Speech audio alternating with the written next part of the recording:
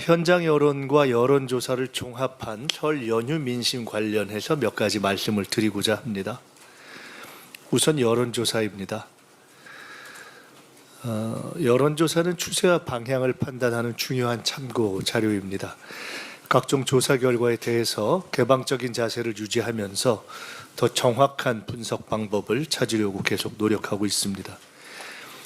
탄핵 국면 이후에 보수층의 응답이 평소와 상당히 다른 흐름을 보인 바가 있어서 조금 더 신중히 분석을 해오고 있습니다. 진보층과 중도층의 조사 결과는 일관된 흐름이 유지되고 있습니다. 아시다시피 실제 민심과 관련해서는 중도층의 흐름이 중요합니다. 진보층과 중도층의 합쳐진 흐름은 첫째로 윤석열 탄핵 및 파면 찬성과 민주당 지지, 즉 정권 교체론이 우세합니다. 둘째로 이재명 대표의 개인적 지지가 큰 폭의 1위를 계속 유지하고 있습니다. 이재명으로 정권 교체의 큰 흐름이라고 할 수가 있습니다. 윤석열 구속 기소가 확정된 시점에서 이 흐름은 앞으로도 유지될 것으로 보입니다. 국가 위기에 위기 극복의 안정적 리더십을 요구했던 과거 김대중 문재인 대통령의 예를 감안할 때도 국가 위기인 현재 이 흐름은 더욱 강화되고 상수가 될 것으로 보입니다. 둘째로 여론조사에서 나타나는 보수층의 결집과 보수층 내의 극우 강세 흐름은 현실로 지속될 경우에 한국 정치의 중요한 변수가 될 것으로 보입니다. 계엄 내란의 옹호, 부정선거론의 확산, 법원 폭동의 옹호, 김문수 후보 부상 등이 그 현상입니다. 이미 전광훈 집회와 극우 유튜버가 집권당 국힘을 좌지우지하며 보수의 중심에 자리 잡은 상황입니다. 보수가 뉴라이트를 넘어 폭력, 테러, 파시즘과 결합할 수 있는 극우화의 조짐입니다. 극단주의, 극우의 극복은 한국 민주주의의 새로운 과제가 되고 있습니다. 계엄 내란 이후에 대한민국의 정상화를 위해 이미 망상성과 폭력성이 드러난 전광훈식 극단주의와의 절연은 반드시 필요합니다. 한편 이런 극우화 흐름은 여론조사상으로 볼 때는 중도층의 지지 확산에는 도움이 되지 않는 것으로 나타나고 있습니다. 다만 이런 극우화는 국힘이 이재명 때리기에 올인하는 쪽으로 방향을 잡는 데에는 상당한 영향을 미친 것으로 보입니다. 포지티브한 자기 내용 없이 오로지 이재명 탓, 이재명 때리기, 이재명 죽이기만 하다가 대형 사고를 내고 스스로 자폭한 대표적 케이스가 바로 윤석열 계엄입니다.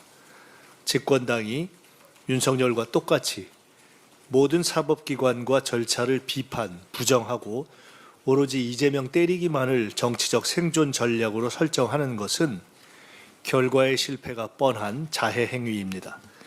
아무리 이재명 탓으로 덮어도 본질은 결국 계엄과 내란, 폭동의 옹호입니다. 그런 입장이 대한민국의 다수 의견이 될 날은 없을 것입니다. 국힘이 하루속히 이재명 때리기 네거티브에 대한 병적인 집착의 늪에서 빠져나와서 계엄에 대해서 사과하고 윤석열과 선을 긋고 전광훈 등 극우 세력과 확실히 전련하고 제대로 경쟁을 시작하기를 권합니다. 민주당은 내란 특검법을 대폭 양보했던 기조의 연장선에서 경제회생과 내란 극복을 위해 정치적 전환점을 함께 찾게 되기를 바랍니다. 지금까지 말씀드렸던 여론조사와는 별도로 연휴 기간 중 민주당을 향해 전국 곳곳에서 가장 많이 쏟아진 주문은 한마디로 빨리 끝내고 경제 살려라 하는 것이었습니다. 12.3 계엄의 밤 이후 체포와 구속 기소에 이르기까지 불면의 긴장이 너무 길었고 그 과정에서 한국 경제를 강타한 경제적 충격이 너무 깊고 전방위적이었습니다. 내란 극복을 위한 긴장감이 여전히 요구되지만 망가진 민생 경제에 집중해 달라는 요구가 한층 더 커진 이유로 봅니다. 이러한 민심의 요구에 따라서 민주당은 경제 회생과 그를 위한 중장기 성장 전략 마련 노력도 더욱 강화할 것입니다. 내란 이후에 생긴 극도의 사회적 긴장과 갈등을 완화해야 할 민주당의 성숙하고 신중한 언행에 대한 요구도 많았습니다. 내란 진압의 격정을 한 톤 낮추는 차분함을 요구하는 목소리도 상당히 있었습니다. 더 큰 책임감으로 무겁게 듣고 반영할 것입니다. 여론조사상으로나 또는 현장의 민심상으로나 윤석열 파면 민심은 대세지만은 그러나 그 결과를 낙관하고 긴장을 놓을 수는 없는 정치적 환경이 지속되고 있습니다. 윤석열 파면이 확정되지 않은 상황에서 당장 조기 대선 준비를 시작할 수도 없는 상황임을 당원과 국민 모두가 이해해 주실 것으로 생각합니다. 단결해서 내란 옹호 흐름과 싸우면서도 국민을 안심시킬 보다 좋은 민생 정책을 내놓으면서 정치를 보다 정상화하는 국면으로 설 연휴를 기점으로 전환해 갈 것입니다. 당원 주권 민주주의의 토대 위에서 당원 및 국민들과의 소통 및 정책 토론도 보다 활발하게 전개해 가겠습니다. 광장에 열린 국민적 에너지 및 요구를 수렴하는 노력도 본격적으로 시작하겠습니다. 종합하면 결론적으로 정권 교체가 설 민심의 최대 요구이고 민주당의 절대 과제입니다. 흔들림 없이 실현해 가겠습니다. 네, 이 정도로 모두 말씀 마치겠습니다. 네, 감사합니다. 이어서 질의응답 시간이 있겠습니다. 질문 있으신 언론인 여러분께서는 소속과 성함을 밝혀주시고 질문 진행해 주시면 되겠습니다. 네.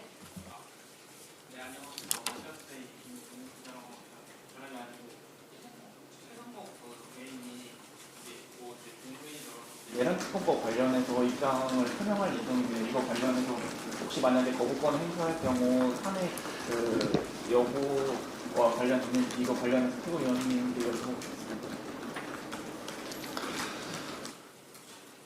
여쭤보겠습니다. 지금 통과된 특검법은 이미 그간 제기됐던 법적인 시비의 소지도 없고 내용적으로도 국민의힘의 요구사항을 대폭 반영한 내용입니다. 합리적 관점에서 볼 때 최상목 대행이 거부권을 행사할 이유를 전혀 찾을 수 없는 그런 법안입니다. 저희들이 굳이 최상목 대행이 잘못할 것이다, 잘못된 결정을 내릴 것이다 라는 전제를 놓고 이야기할 필요는 없을 것 같습니다. 그 문제에 대해서는 그간 원내대표께서 말씀하신 선에서 더 추가 말씀을 안 드려도 될 것 같습니다. 네, 다음 질문 받겠습니다.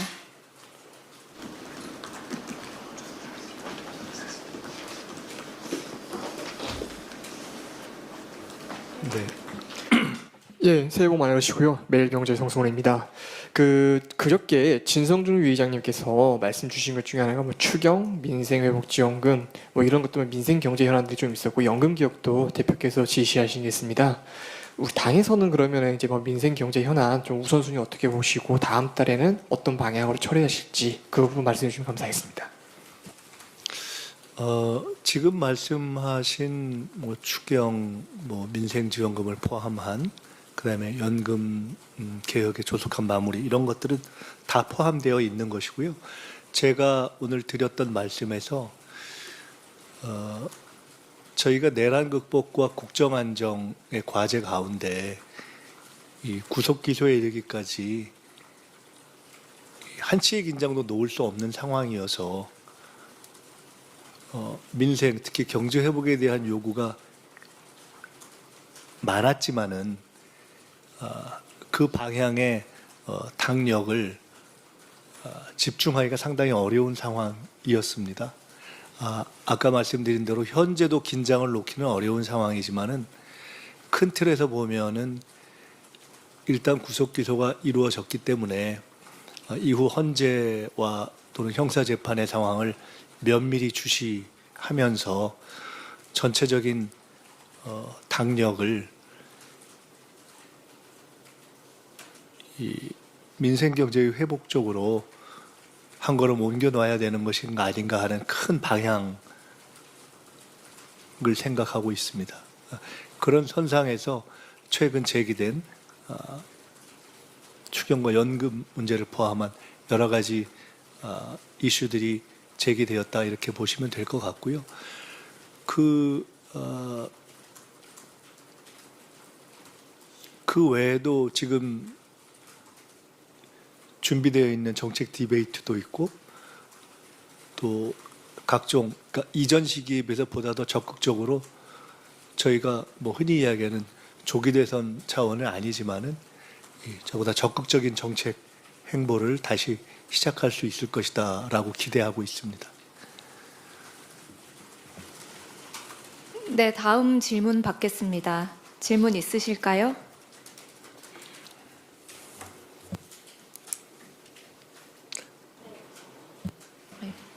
저 채널A 박자은 기자입니다. 아까 그 최상목 대행께서 특검법 거부권 행사할 이유 찾을 수 없는 법안이라고 말씀하셨는데 지금 국무회의에서 그래도 거부권을 행사할 거라는 관측이 좀 더 많은 상황으로 알고 있어서 당 지도부에서도 당연히 이런 것에 대한 대안을 마련을 하셨을 거라고 생각이 드는데 조금 더 구체적으로 어떤 대안이 있으신지 네, 부탁드립니다. 그에 대해서 아까 말씀드렸던 대로 이미 원내대표께서 밝혔던 입장 선에서 뭐 오늘은 추가로 더 말씀드리지 않아도 될 것 같습니다. 네, 다음 질문 받겠습니다.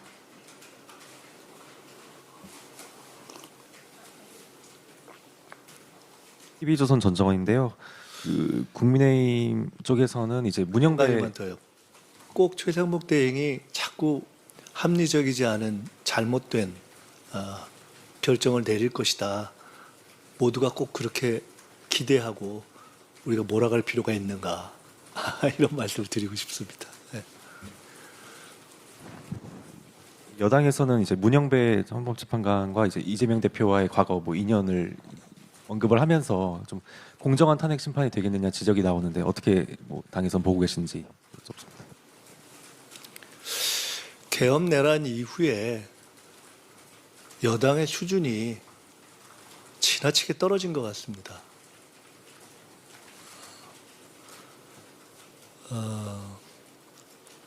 윤석열 파면을 미리 예감하고 불복의 밑자락을 까는 것인지 모르겠지만은 대한민국 사법과 이 사법 판단의 수준을 모두 연고주의로 다 환치시키려는 너무 퇴행적인 접근을 하고 있다. 서울법대 나온 판사는 서울법대 나온 피고는 무조건 다 봐줄 거라는 수준의 이야기를 집권당에서 한다는 것이 좀 지나치게 옹색하다 이렇게 생각합니다.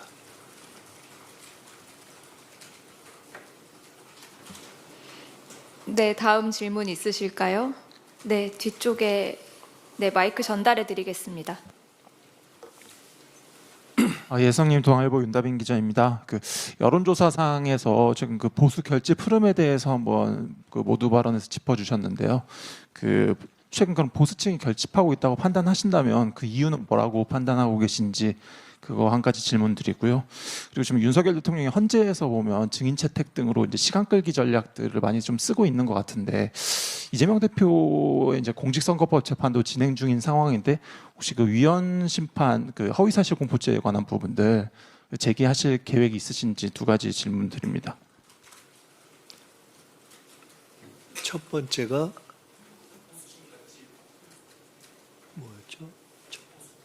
보수층 결집.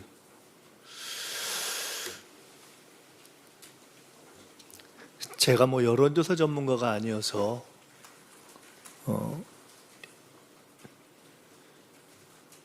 이 부분을 뭐 제가 자신 있게 말씀드리기는 어렵고요. 근데 이제 제가 아까 최근에 나온 탄핵 국면 이후의 조사 가운데 보수층의 응답이 과거와 좀 상당히 다른 양상이 있어서 신중하게 보고 있다라는 말씀을 드렸고, 그에 비해서 표집된 중에 진보층과 중도층에서의 응답의 흐름은 비교적 또 일관되다 이렇게 말씀을 드렸지 않습니까? 보수, 진보, 중도를 다 합친 것이 전체의 어떤 비율로 나타날 텐데, 우리가 그 전문가들의 이야기도 워낙 다양하기 때문에 뭐 제가 그 또한 단정해서 말씀드릴 수는 없고요. 근데 전문가들의 이야기 중에는 통상 뭐 보수, 진보, 중도를 뭐 334 정도의 비율로 우리나라에서 보는데, 실제로 조사에서 나타난 어떤 표집의 비율이 그것을 한 뭐 2, 3%대를 넘어서서, 예를 들어 한 군이 한 군을 평균군을 넘었을 경우에 그것이 그 해당 층이 예를 들어 선거 같은 상황처럼 다 적극적이고 활성화돼서 이렇게 참여했을 때의 결과를 예측하는 그런 예측의 근거로 합당하냐 라는 일단 지적들이 있더라고요. 제가 설명을 제대로 했는지 모르겠는데 저도 이제 여러 가지 들은 얘기를 하는 것이어서, 근데 그런 등등에 대한 분석들이 다양하게 진행되고 있는 것으로 알고 있어서 제가 아까 전제로서 우리는 나온 결과들에 대해서는 개방적인 것은 어쨌든 좋은 건 좋은 거대로, 또 결과가 좋지 않은 것은 좋지 않은 거대로 그냥 이렇게 수용하면서 우리가 어떻게 할 것인가를 바라보는 것이 좋다는 뜻에서 말씀드린 것이고요. 그렇지만 그 결과치들이 지속성을 우리가 딱 자신할 수 없기 때문에 신중하게 본다라는 말씀을 드린 겁니다. 왜 그렇게 되고 있는가 라는 것에 대해서는 추론을 해본다면은 아까 제가 또 하나 설명을 드린 중에, 근데 각 조사에서 볼 때 그런 중에 정작 중도층과 어떤 보수층의 표심을 보면, 어떤 여론조사에 나타나는 표심을 보면 중도층에는 그렇게 긍정적인 영향을 안 미치는 것으로 나오고, 또 하나의 조사, 그게 뭐 예를 들어 뭐 갤럽이나 MBS나 등등 여러 군데가 있는데 에서의 추세를 봐도 오히려 보수가 강화되는 걸로 나타나는 조사에서도 같은 조사에서 중도층에서의 비율은 오히려 벌어지는 것으로 나타나는 경우들이 종종 있는 걸 봤습니다. 이걸 역으로 말씀드리면 거기서 나타나는 보수층의 결집이 보수 가운데서도 상대적으로 중도층에 대한 호소력을 별로 갖고 있지 못한 결집일 가능성이 높기 때문에, 그래서 아까 보수 내에서의 보수층 내의 극우 강세라는 표현을 제가 쓴 거죠.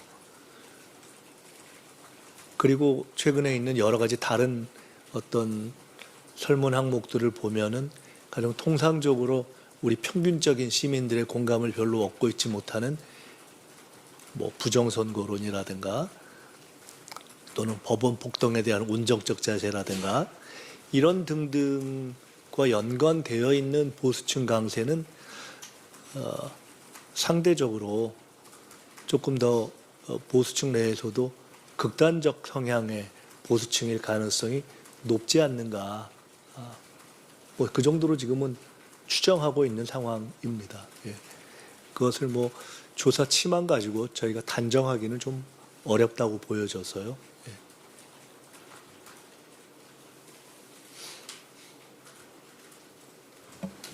제가 설명을 했는데도 설명이 제대로 된 건지 아닌지 잘 모르겠네. 근데 하여간 그렇습니다. 예. 네, 다음 질문 있으실까요? 네.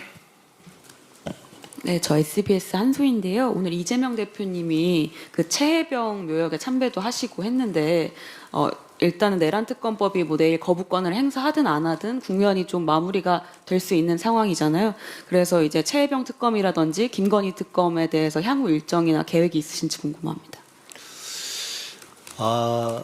원래 제가 이 부분은 연휴 기간 동안에 원내 지도부와 의사결연을 충분히 못했다는 전제하에서 말씀드립니다. 그러니까 그 이전 상황만 가지고 원래는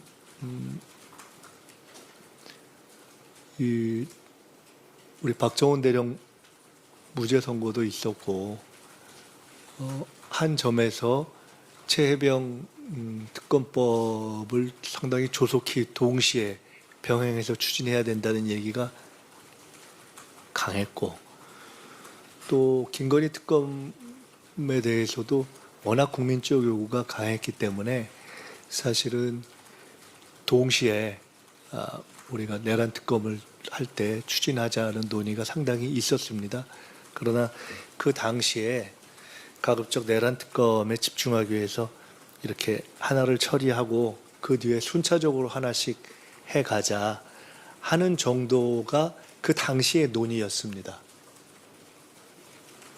그래서 그 당시의 논의의 연장선에서 보면은 이제 내란 특검법을 마무리하면서 그 다음 일정을 잡게 되는 것이 자연스러운 그 논의의 연장선이고 또 그에 대한 국민적 요구가 있기 때문에 그것이 자연스러울 것이라고 봅니다만 그러나 구체적인 실제로 시기 선택이라든가 그런 어떤 방법론의 선택은 원내의 몫이기 때문에 그 정도까지만 말씀드리겠습니다. 네. 예, 매일경제 성승훈입니다. 최근에 김경수 지사께서 이재명 대표의 일당 체제, 일극 체제라든지 정당 사유화 지적하시면서 당시 당 내를 떠나셨던 분, 치욕스럽게 떠났던 분을 다시 좀 품어야 되고 노무현 문재인 전 대통령에 대해서 좀 모욕했던 발언을 하신 분은 당사자의 사과가 있어야 된다 이런 말씀을 주셨는데 지도부에서는 이것도 좀 논의하신 게 있으신지 최고위원분께서는 또 어떻게 생각하시는지 궁금합니다. 뭐 연휴였기 때문에 특별히 그것을 뭐 논의할 시간은 없었고요. 중요한 것은 이제